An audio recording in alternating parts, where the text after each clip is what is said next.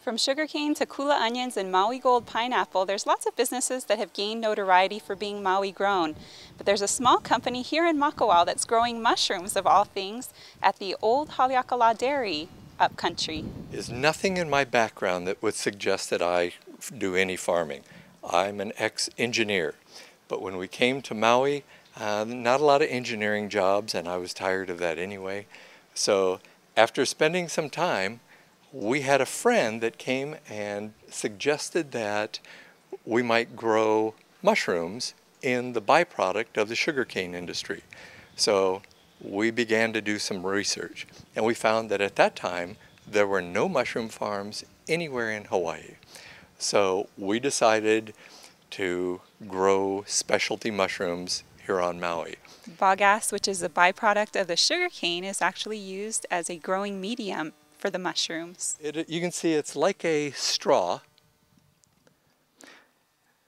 Now, the beauty of it is that it still has that cellulose wood structure that the mycelium is after.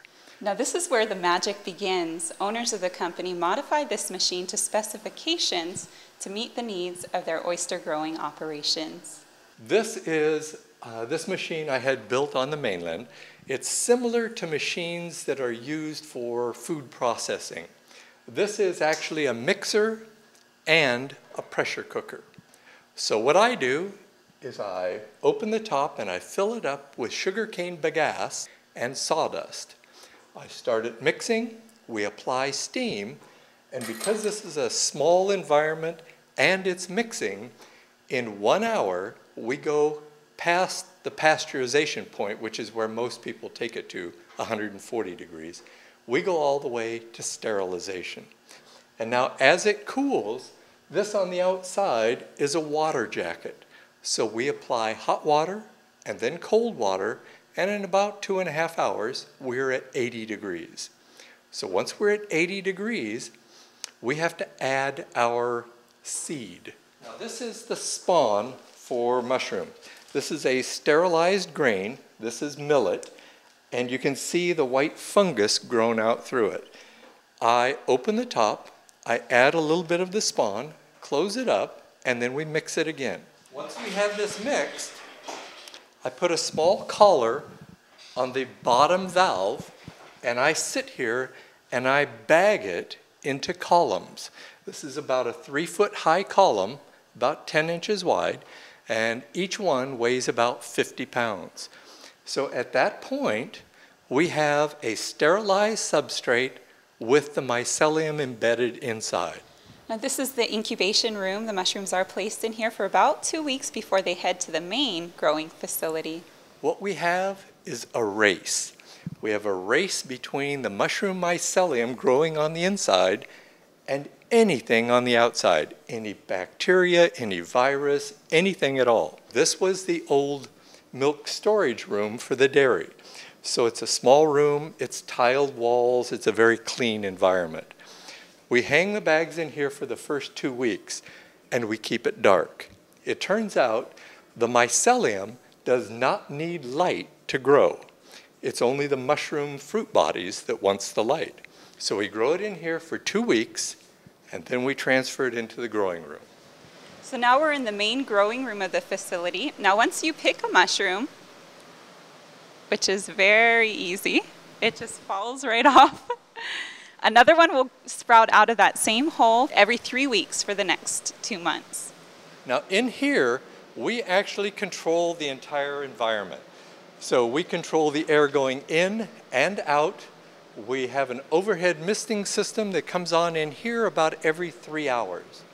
Everywhere I poked a hole, mushrooms are going to come out. It takes about 3 weeks for the first mushrooms. It turns out that on the mainland, they grow mushrooms in a bed. So when they harvest, they have to try to cut them off so that they don't pull up the substrate. For us, harvest is simply pulling them off. And you can see where they come out that small hole. Now, we get our first mushrooms in 3 weeks. And in 3 weeks later, there will be another one right there. After 2 months, the plants are brought out here. Now, as you can see, they are a tree-growing mushroom, so they have these hanging bags to mimic that quality. They stay out here for an extended period of time, up to 3 or 4 months, then they're brought outside for the soil amendment process. The mushrooms out here, because there is more light and more air, they tend to be larger, they're thicker, and they're darker.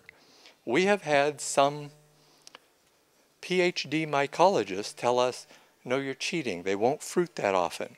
By the time we're finished, these bags have fruited 10 times. And they claim it can't be done. Once outside, the bags will still produce the mushrooms. They'll be a little bit thicker and darker than their initial form, in part because of the outside elements. This we sell as a compost mainly for the organic farmers and gardeners. The organic people are worried about weed seeds. Because this has been sterilized, they know there's none of that out here. We typically do not sell these only because we don't really monitor the pests out here. But the mushrooms out here you can see are much darker. Now they're almost like portobello. They are so thick. And they will take a lot more cooking, whereas those inside are fairly fragile, so you add them at the last moment. We are almost a perfect recycler. We start with the byproduct of one industry, we create a food product, and then our only byproduct is compost for more food products. Owners Rocky and Paulette Chanel conduct tours at the Makawao Mushroom Facility Wednesdays through Saturdays, 10 in the morning to 2 o'clock in the afternoon. Reservations are required. Please call 298-8480. For MauiToday.tv, I'm Wendy Osher.